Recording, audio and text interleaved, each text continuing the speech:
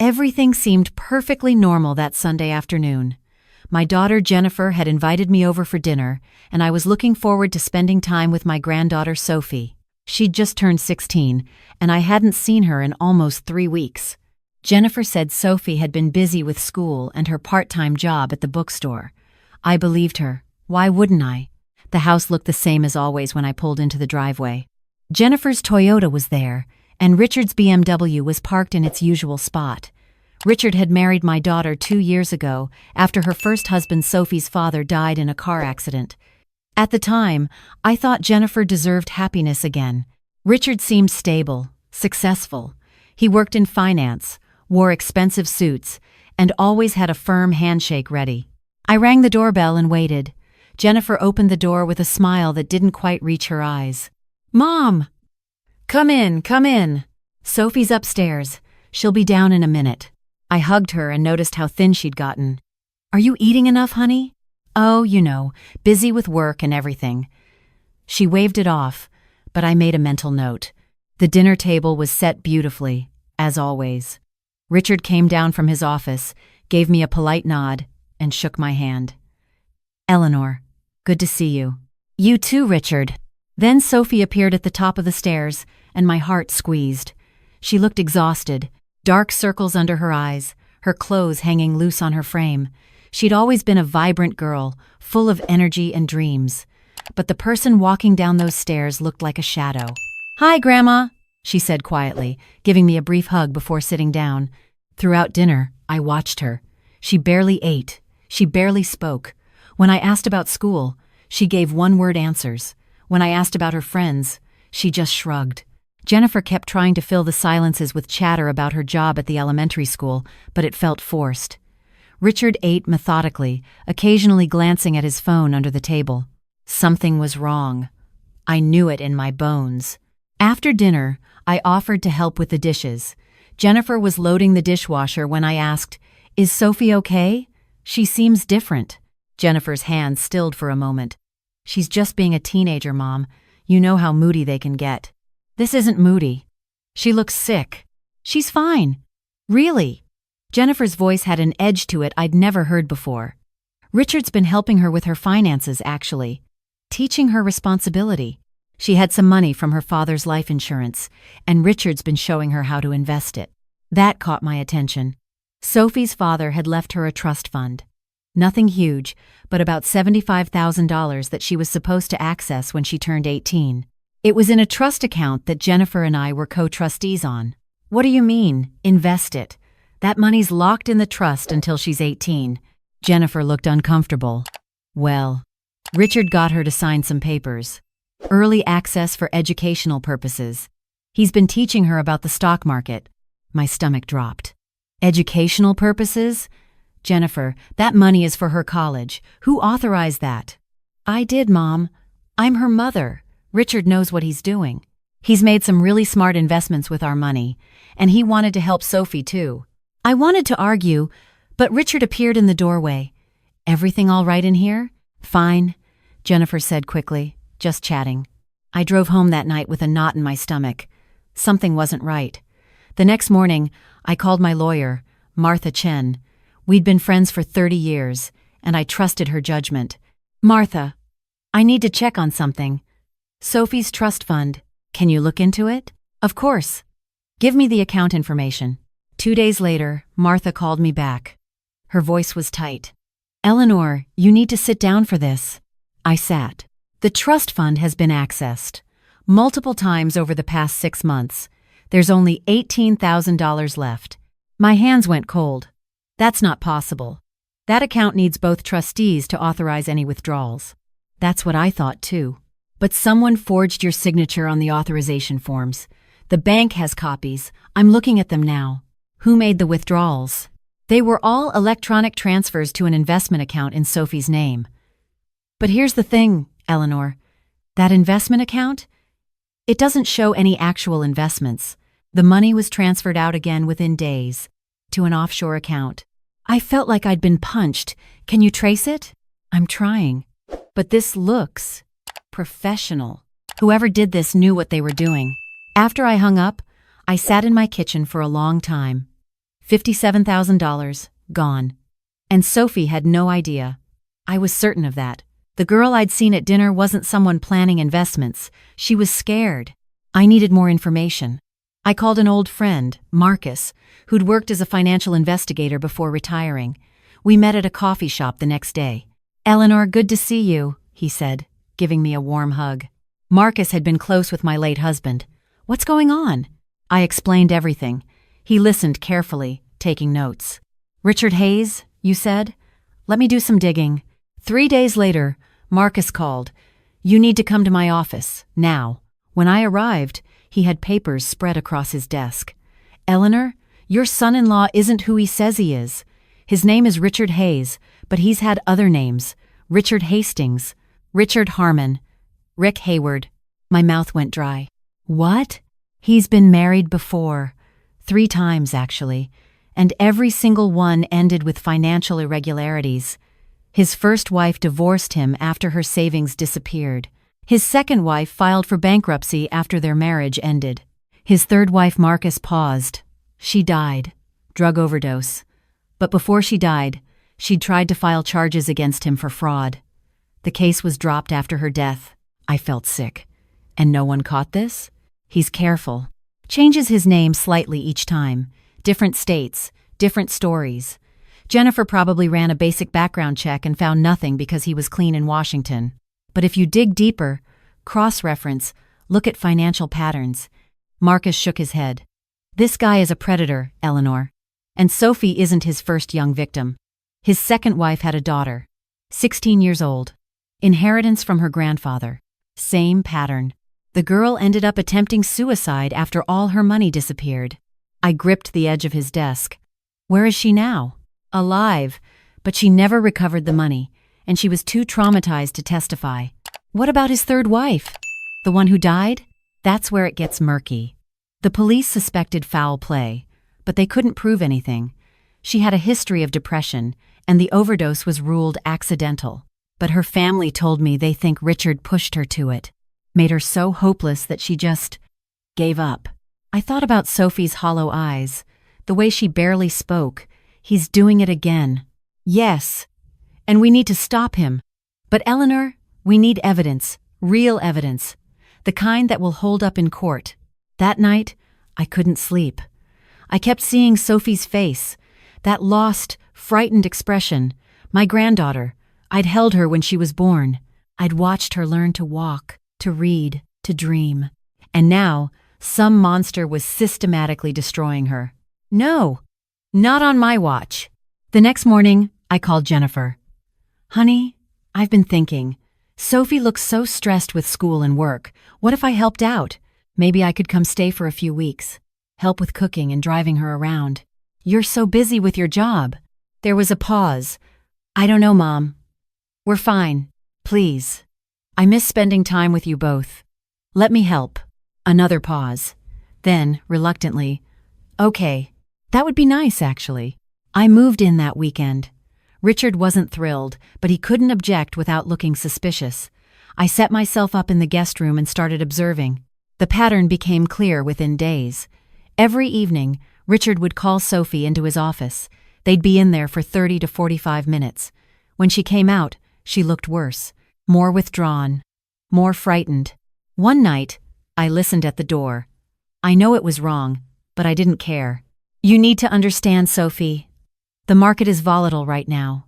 Richard's voice was smooth, patient. "I'm doing everything I can to recover your losses, but you need to be patient. And you can't tell your grandmother about this. She wouldn't understand. She's old-fashioned about money. But Mr. Hayes, you said the investments were safe.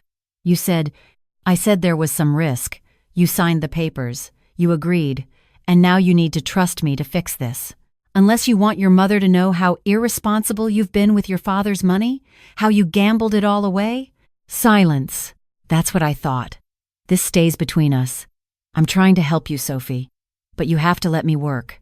I backed away from the door, my heart pounding. He was gaslighting her, making her think she was responsible for her own financial destruction. The next day, while Richard was at work and Jennifer was teaching, I went into Sophie's room. She was at school. I searched carefully, methodically.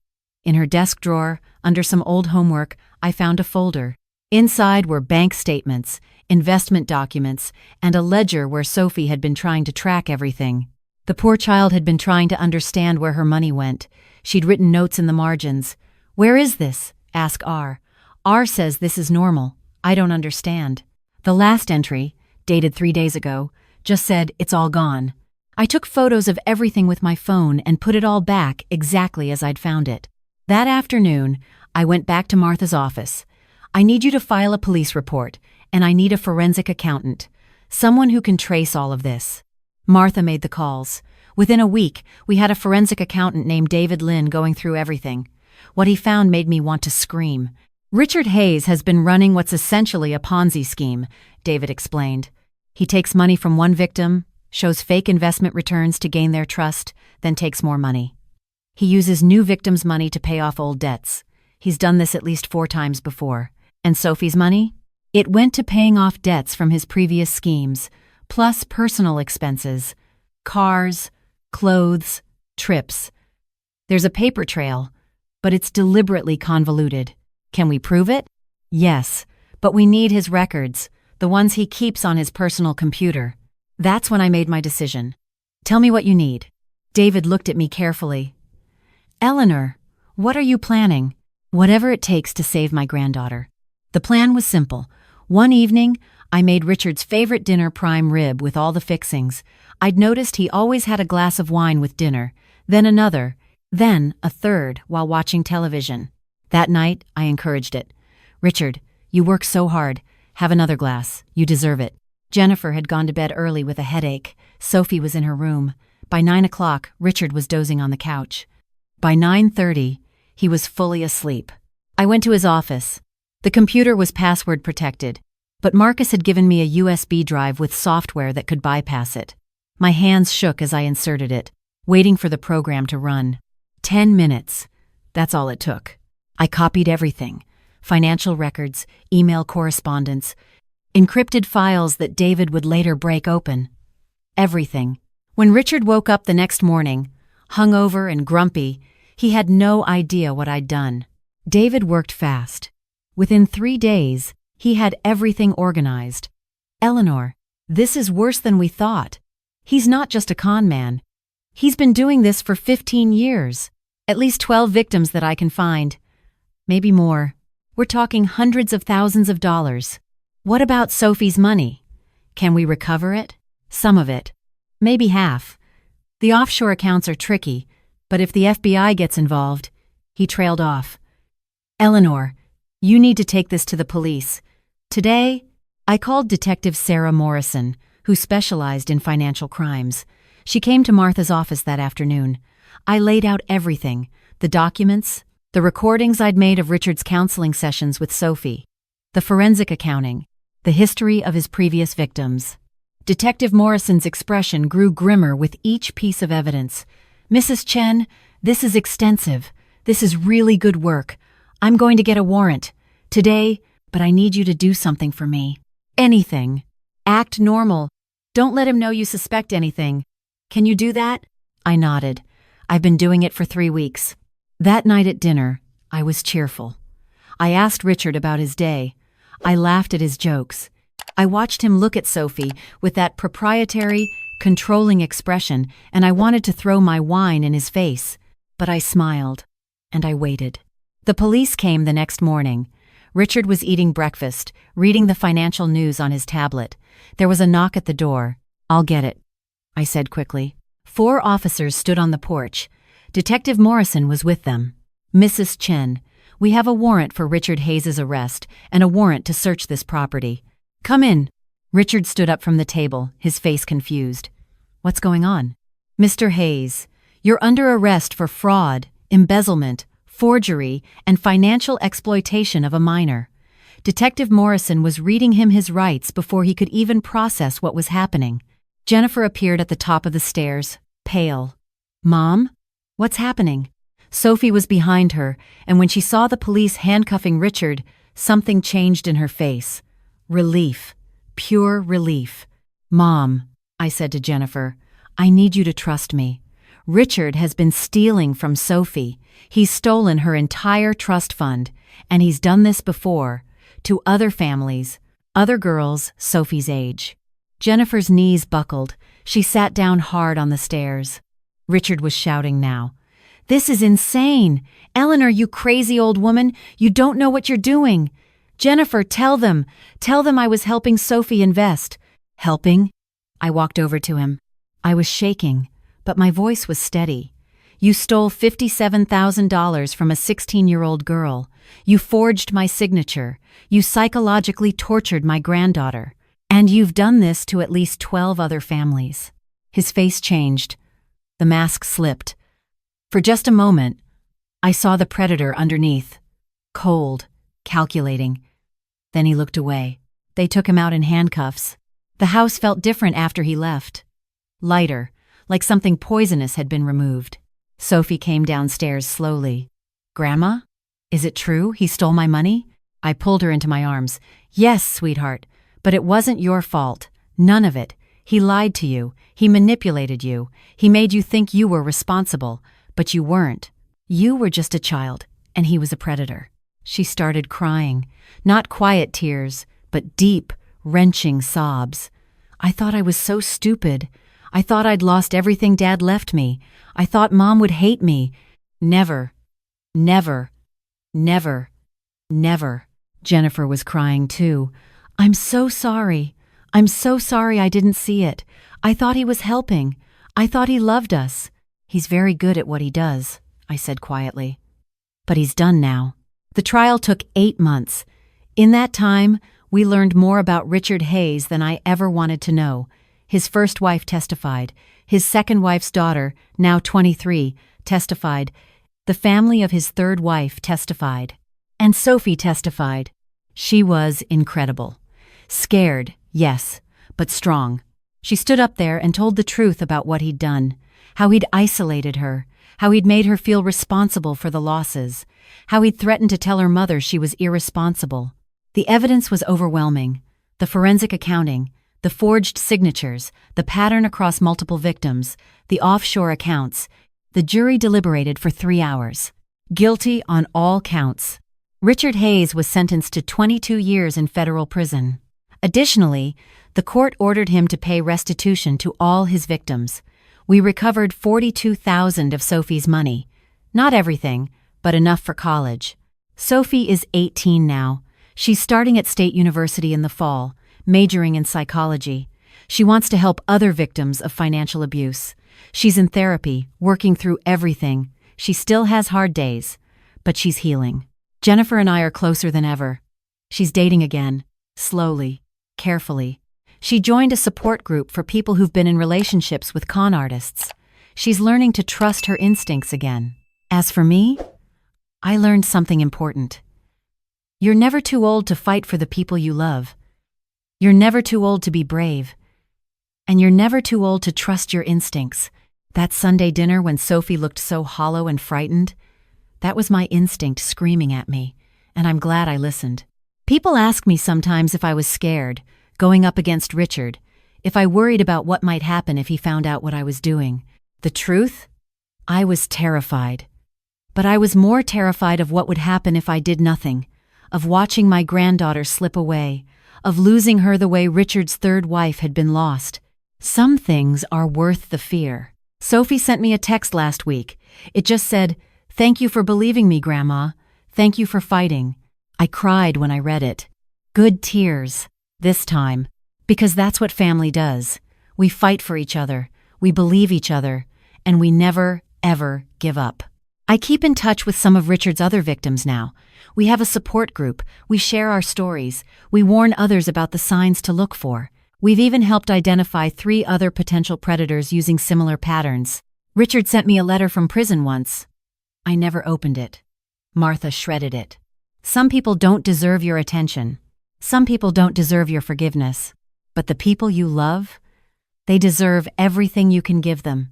Your time, your energy, your belief, your protection. Sophie graduates high school next month, top of her class. She's giving a speech at graduation about resilience and recovery. She asked me to be there in the front row.